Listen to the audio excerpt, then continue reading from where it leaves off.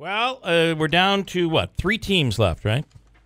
Right. 3 local. Whitesboro in Class local. A and Dowdesville and Frankfort Schuyler in Class D. Well, let's start with West Canada. They lost over the weekend, and so did Oneida.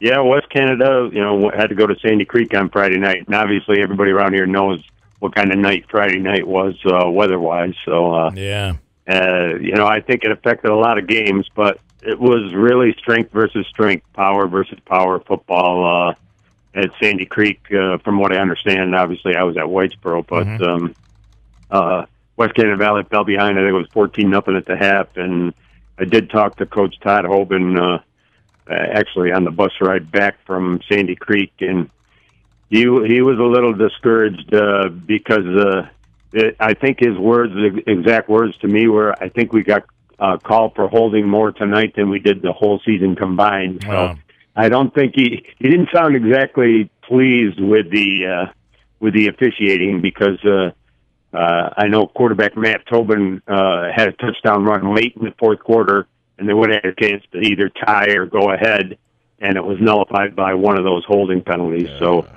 he wasn't pleased at all. He said that he thought that his team had the momentum late, and that penalty really hurt them. So again, Sandy Creek is a defending Section 3 Class D champions, and I think that's the 4th straight year Sandy Creek has beaten West Canada Valley in the playoffs. Wow. Once in the finals and then 3 times in the quarterfinals. So, and that rain was coming down. It was raining.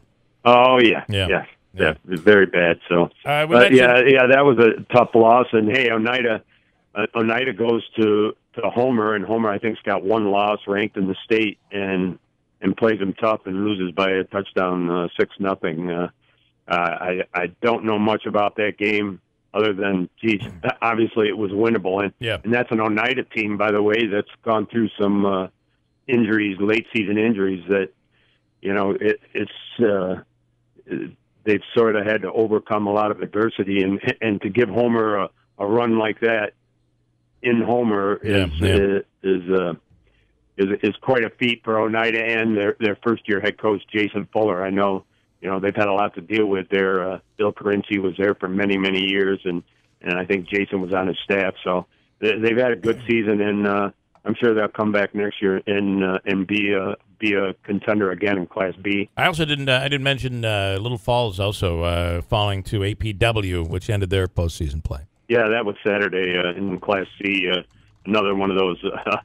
That was really rainy, a downpour, and it was 24-0 at the half, and then Little Falls comes back. Kobe Jackson, the quarterback, throws 3 touchdown passes to Todd Hubble, and they make a run and just fall short, 24-18.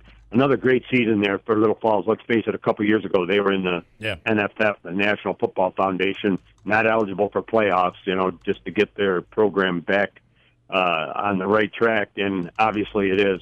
Brian Shepherdson's done a great job there. All right, let's talk about those that are moving on. Whitesboro continues to be undefeated with a romping of Fowler, 53-8. Yeah, Bill. On Twitter, I mentioned a couple things prior to that game about, we don't have that many Class A size schools, football schools in Section 3. And some of these first-round matchups, I worry about it because, like, from Whitesboro's point of view, there's a chance a kid, one of your better players, can get injured in a game that's, let's face it, a blowout. And this was a mismatch from the start. I was there. It was 46-0 at the half, and it didn't seem that close. Fowler had negative total yards at that point, and I'm sure they got together with the officials. And I was never back at the office earlier on a Friday night. I think I was back to the office before 9 o'clock to do the other games by phone because they had running time in the second half.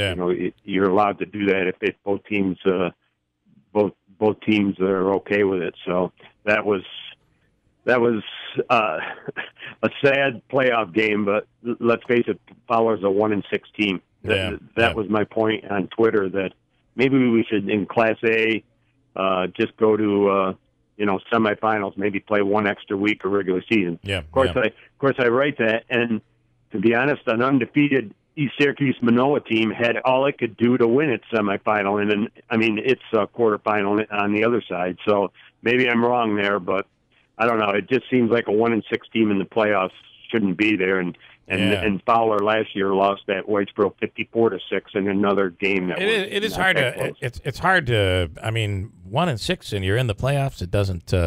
It's almost like the joke in the NHL sometimes is everybody makes the playoffs, right? Just about, and that's sort of like what it is in Class A right now. All right, two Class D games. Both Frankfort and Dodgeville remain alive, and both were real competitive games. Frankfort and Watertown, 26-20. Frankfort winning that one.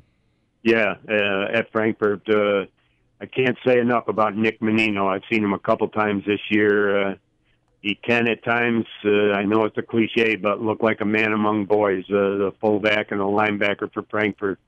He had 3 touchdowns that night, including a screen pass from Ethan Irons for the game winner in overtime. And, even before that, in regulation, in the last minute, Immaculate Heart scores and then goes for 2 in the win, and Frankfurt's able to stop him. So Jeff O'Case has done a great job there. I know Joe Streeter, the other running back, came back and played sparingly, which was a good sign because when I saw him against Westmoreland, I thought he was done for the year. He was carted off. He went in the ambulance on a stretcher. So that's good for Frankfurt. And, coming down from Class C to Class D, they're a contender now. And I think it's been a while since they've gone to the Dome.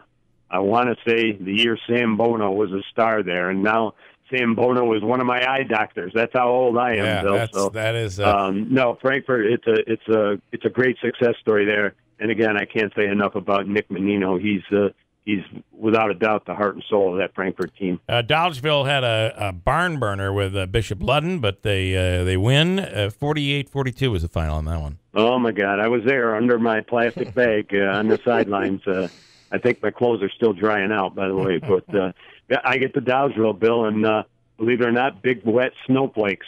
And I would have rather have that than the rain. And then it turned to rain and wind. And, oh, my God, Chase Dockstetter, the running back for Dodgeville, called it a slop fest after. But to be honest, it didn't bother him at all. I mean, he ran for 5 touchdowns, including the game winner in the last 3 minutes. And that game turned into a back and forth.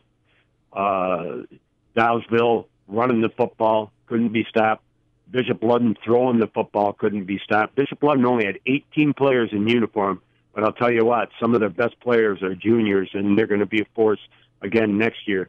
Very tough to defend against big, tall, athletic receivers, and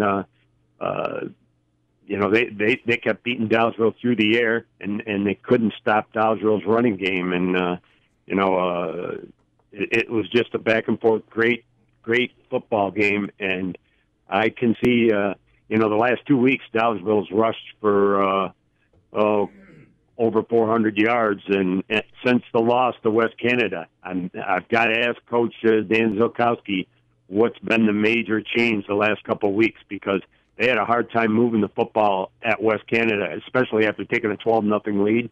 But ever since then, they've been unstoppable. Yeah. I'm not sure if they punted the last 2 weeks. Wow. I know they didn't on Saturday, and I covered them against Frankfurt. Frankfurt had a hard time stopping the run as well. So right now, Dodgeville on a roll, but hey, they face defending champion Sandy Creek on Friday night. All right, so Friday night, facing Sandy Creek. That's a 5 o'clock game at RFA. Frankfurt's the lone local team that's got to travel. They got to play in Chittenango on Friday night. And then Whitesboro, is that going to be at RFA too? Yes, I'm gonna tweet that Section 3 did this side a favor for a change. I really think that was a good call where they have a Class D and a Class A doubleheader there at RFA, and it's got 2 North Country teams against 2 Mohawk Valley area teams in the opener. Sandy Creek and Dodgeville at 5, and then Carthage Whitesboro at 8. So and to be honest, around here, you've seen it. The biggest football following around here is almost always Whitesboro and Dodgeville. They'll be together back to back.